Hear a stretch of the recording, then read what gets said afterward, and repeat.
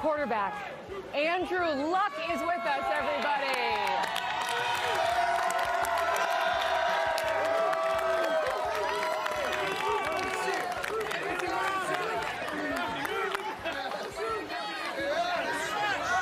Andrew.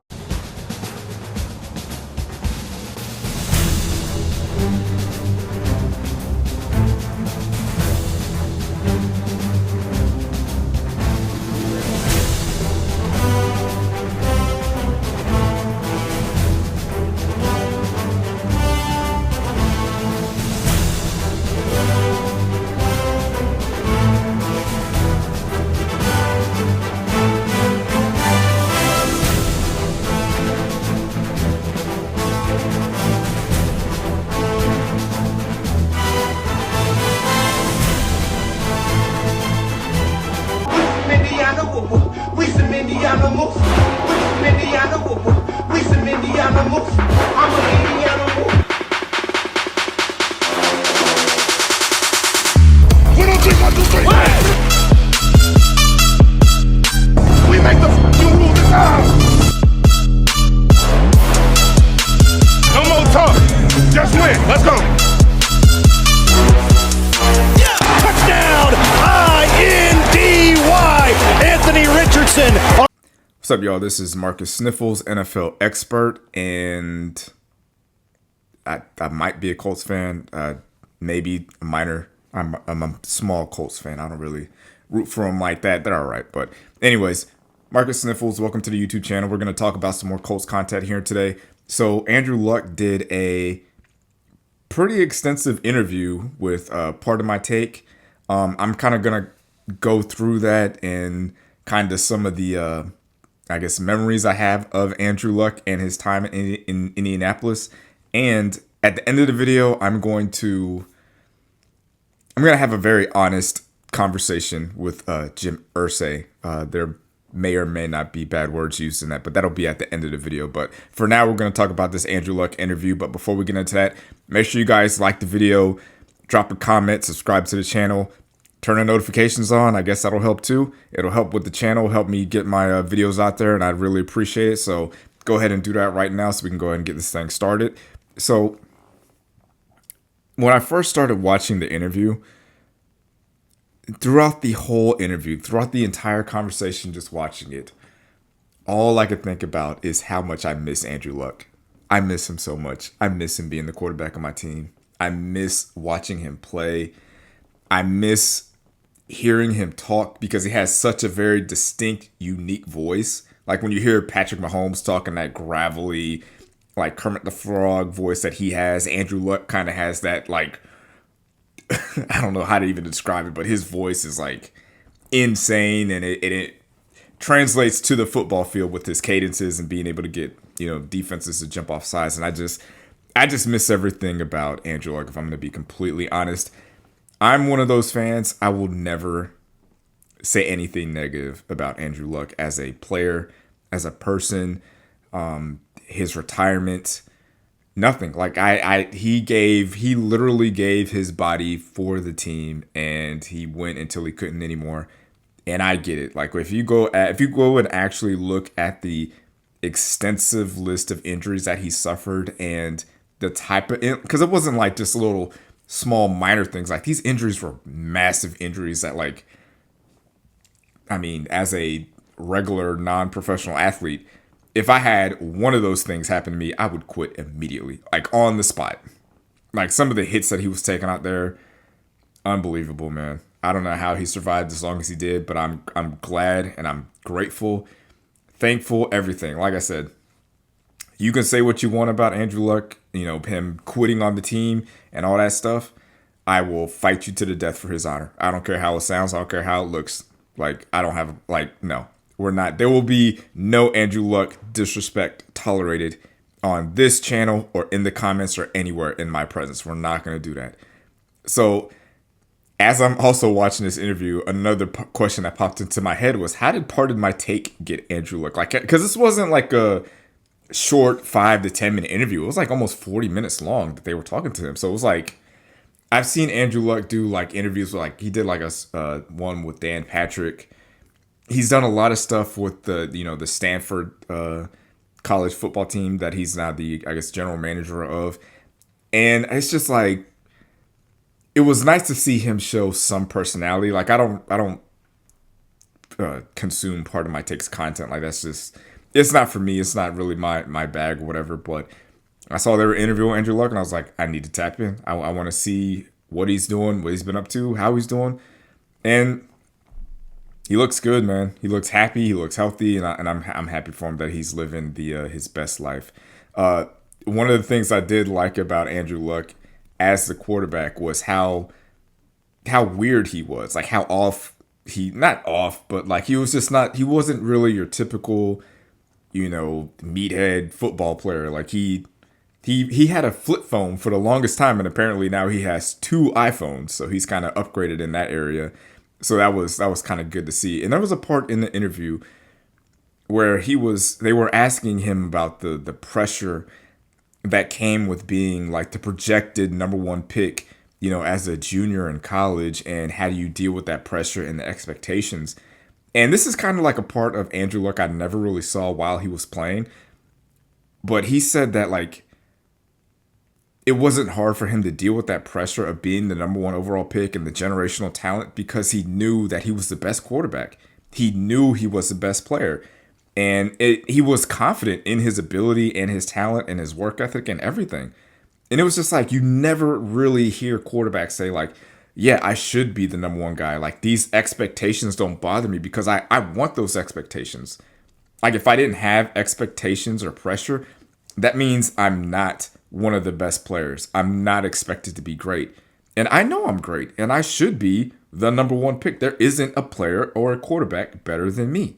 And he even said, like, even during the draft process, he only talked with the Colts and the Commanders. Like, they had the first 2 picks. He was like, I'm not, like, why am I going to waste my time talking to other teams? I'm not falling in the draft. I'm going number 1 overall. Like, I'm the number 1 guy, and I should be. And it was just nice to hear a player with, like, honest confidence in their talent and ability, because we don't understand, like, how great and how hard it is to be the top of the top, the best of the best, the top 1% of the top 1% of the top 1%. Like, think about in the NFL right now, how many elite quarterbacks are there? Like, in the NFL, like, probably, if we're stretching it, there's probably 10 elite guys. Like, think about all the quarterbacks that are playing, like, in the world, like, from high school, junior college, regular college, overseas, flag football, in the Olympics, in the NFL. There's 3 quarterbacks per team. You multiply that and get a big number. And through all those quarterbacks out there, there's only 10 great ones, like 10 of the best out there. It's a very hard position to play. And it's even harder to be one of the best at that position. So for him to have the confidence to say, like, yeah, I'm the best. I'm the best one out there. I love hearing that. I wish more athletes would come out and just say, like, yeah, I'm the best. Why? I should have those expectations. There should be pressure on me to be great because I am great. Another thing he was talking about was he didn't have, as a quarterback in the NFL, and this is something that made me think of Anthony Richardson, is that he said he didn't have time to do anything else but be a quarterback in the NFL, because, like, they were talking about how terrible his facial hair was, and he's just like, yeah, as a quarterback, I didn't have time to even focus on that or be concerned with that. And I think that is something, a trait that I would love for Anthony Richardson to have. Not like, I don't think Anthony Richardson is distracted or focused on other things outside of football. And this, I'm talking post benching Anthony Richardson. Like, he seems way more focused and way more locked in as a player. But to have an entire offseason, like, there's a story, if you're a Colts fan, you've probably heard this before. But Andrew Luck's rookie season, he came into either training camp or a mini camp or practice as a rookie, and they were doing either 7-on-7 or 11-on-11s, and he checked out of a play. Like he was gonna call a play. The coach called the play. He goes up to the line of scrimmage, scans the defense, and then checks out of it and checks into something different. And all the players and the coaches are looking at him like, what is he doing? Like the players don't know what he's talking about. And the coaches are looking at him like, dog, we haven't taught anybody these checks. And apparently Andrew Luck had studied and memorized the playbook from the day he got drafted to the time it was time to go to practice or training camp. He had the playbook down so like had it just down immediately that he knew the checks, he knew the audibles, he knew stuff that the coaches hadn't even taught yet. And that's how dedicated he was to the craft of being a quarterback. Like for Anthony, it's got to be every day, everything you do, everything that you consume or everything you talk about, everything has to be about how does this make me better as an NFL quarterback. Now, even Andrew Luck said it doesn't have to be that intense where it's just like 100% of your time is, dedicated to being an NFL quarterback. But a whole lot of your time has to be devoted to that as far as like your preparation, what time you come in, treatment, flexibility, mobility, practice, study habits, all that stuff. Everything you do has to lead you into being the best quarterback that you can be, because the quarterback is the most important position in sports, in all of American sports, probably even globally. Quarterback is the most important position in sports. And for you to be labeled the franchise guy, they just can't, they can hand it to you, but you have to do everything in your power to keep that. And to keep that, it takes that level of dedication. And Andrew Luck had all the talent in the world, but even with all that talent, he still worked off the field to be great. And I wish Andrew and Anthony could just have just spend a week together. Just spend a week together talking quarterback, playbook, schemes, all that stuff. I would love that. I think that would do wonders for Anthony as in his development process.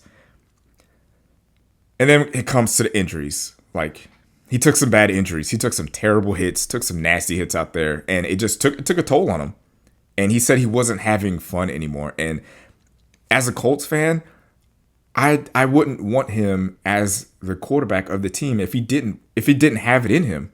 Because if you go out there and you're not enjoying it, if you're just kind of going out there, just going through the motions, that's when you get really hurt, because you're not out there really locked in and enjoying and being in the moment, because you're too busy thinking about outside stuff. And he wasn't having fun. And like I said, I will never blame him for quitting. Quitting, retiring, whatever, however you want to call it, I'll never blame him for that, man. I just won't. I can't do it. He took a lot of injuries, and these are people, and I'm not going to ask him to go out there and just drag his beat up body out there and try and keep trotting himself out there if he can't do it, if he's not into it mentally. That's the worst thing you could do. And when it came to his retirement, I didn't know that he had already told a few players before it leaked out there. He sold Jack Doyle, Ryan Kelly.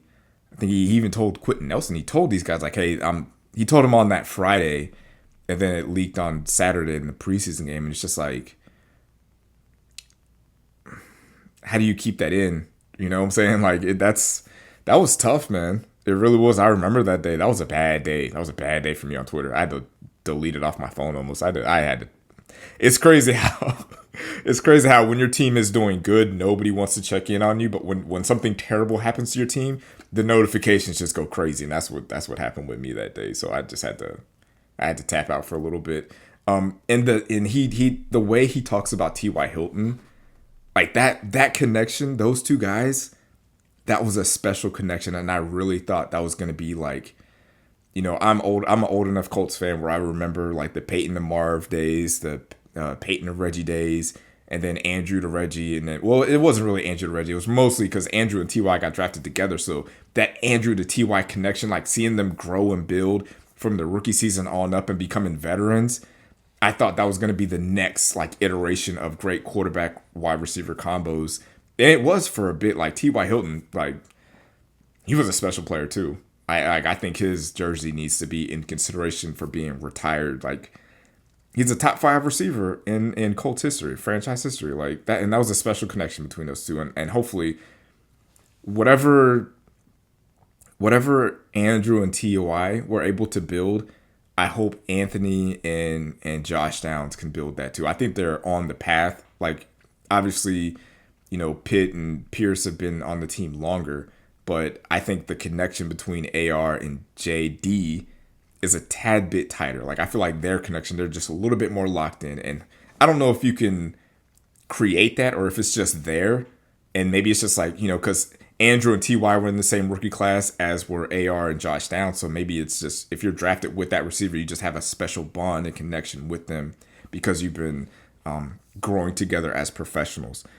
One of the more interesting things that I heard him say was during his retirement, like, 1 or 2 years afterwards, no team called about him. No team called to bring him out of retirement. I thought that was kind of interesting. I would have thought somebody would at least, obviously Andrew Luck is one of those guys where he has a lot more, outside interest, and he's not going to flip-flop on things. So I get why a team wouldn't call him thinking that he would actually, decide to come back, but to just not even make a call, I think I would have made it. I would at least threw a Hail Mary, because who knows?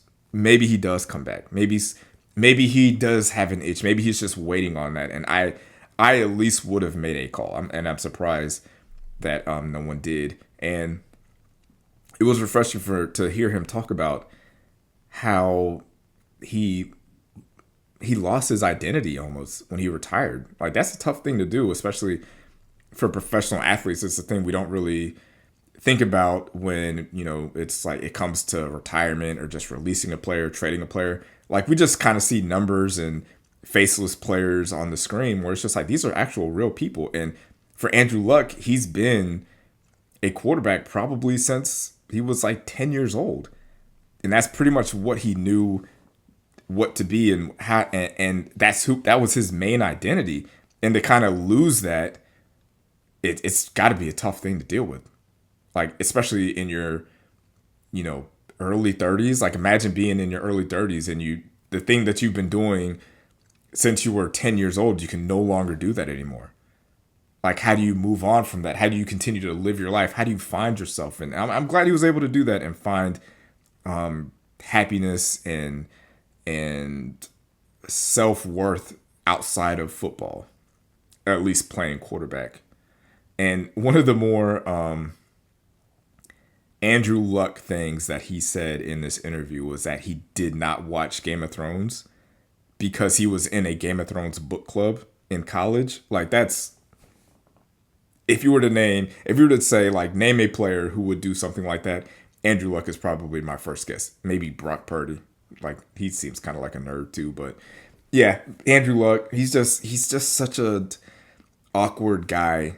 Just, you could tell I don't think he was uncomfortable, but you could tell he's not used to kind of talking in that the manner that he was with Pardon My Take and kind of the jokes that they were kind of trying to get off. But yeah, I miss that guy, man. I do. And it's always nice to see him.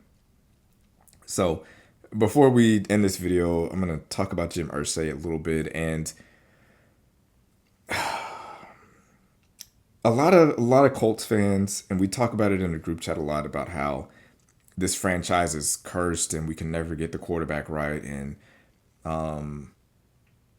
we're just never going to win again. We're never going to win the division. We're never going to get into the playoffs.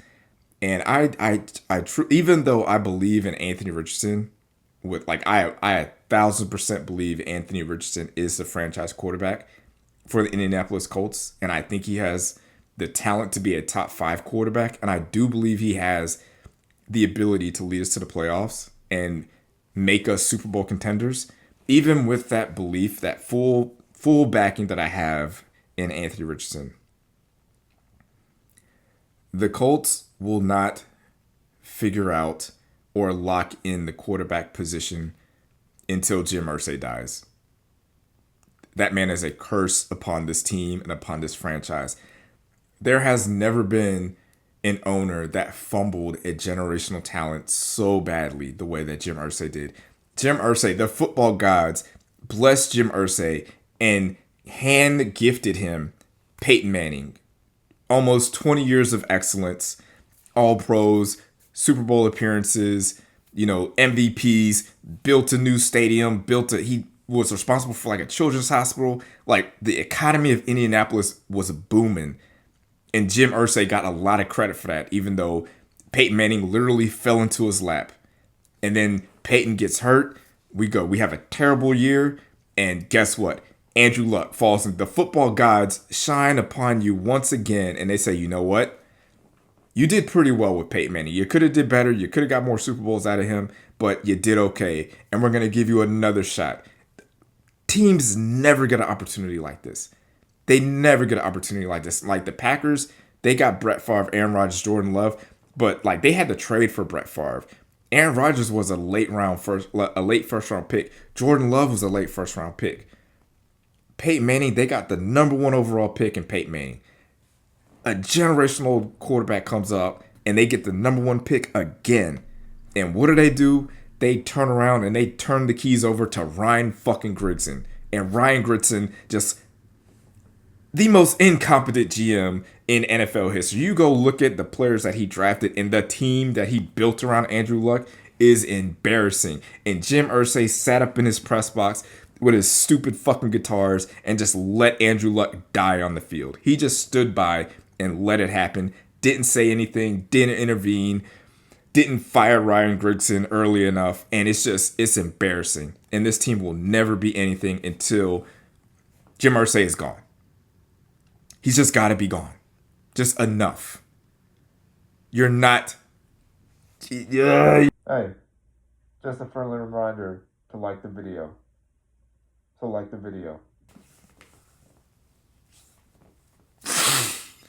The absolute worst. Absolute worst. Ryan Grigson ruined it for everybody, and Jim Irsay sat by and let it happen. You were gifted with the most talented quarterback since John Elway. Big arm, big body, mobile, accurate, smart. Everything that you could want in a quarterback was handed to you on a silver platter, and you just shit all over it. Shit all over it. And you think you're going to be alive long enough to see us figure this quarterback position out? Because I don't think so. And I don't think you deserve to be, if we're being completely honest. You don't deserve to get to see the Colts thrive with another quarterback, with another franchise quarterback, for what you did, for what you allowed to have happen to Andrew Luck. You don't deserve it. And it doesn't take much, bro. It don't take much to build. Like, the hard part is finding the quarterback. That's the hard part. That was gifted to you. You to eat. The hard part was out of the way. Once you find the quarterback, it's like, okay, now that I have the franchise quarterback, how do I protect the franchise quarterback and elevate that franchise quarterback to make my team a championship level contender? And no, it's not signing and trading for busted old players and ignoring the trenches. It's not how you do it. And it still frustrates me to this day that since Andrew Luck retired, we have not been able to figure out the quarterback position. And I don't blame Chris Ballard. You can blame Chris Ballard a little bit, but Chris Ballard he's working against a curse. There is a literal curse on the Colts, a black cloud above our franchise, and that black cloud is named Jim Irsay. And until that black cloud disappears and gets out of the way, we're never going to figure it out. So, Andrew Luck, you're the man. You're my favorite quarterback. Well, is he my favorite quarterback? Because I love Anthony Richardson. I don't know. It's Andrew, 2 A's in the name. Okay. I need Anthony to produce a little bit more. But Andrew Luck is by far my favorite quarterback to watch in Colts history. Like, I know Peyton Manning, MVPs, accomplishments, Super Bowls, cool. Like, but Andrew Luck he was different, man. Just special. So that's all I got for this video. Make sure you guys like, comment, and subscribe.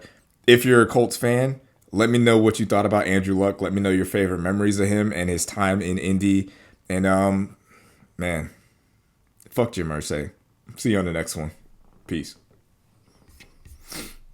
Thanks for watching, babe. Make sure to like this video and subscribe to the channel.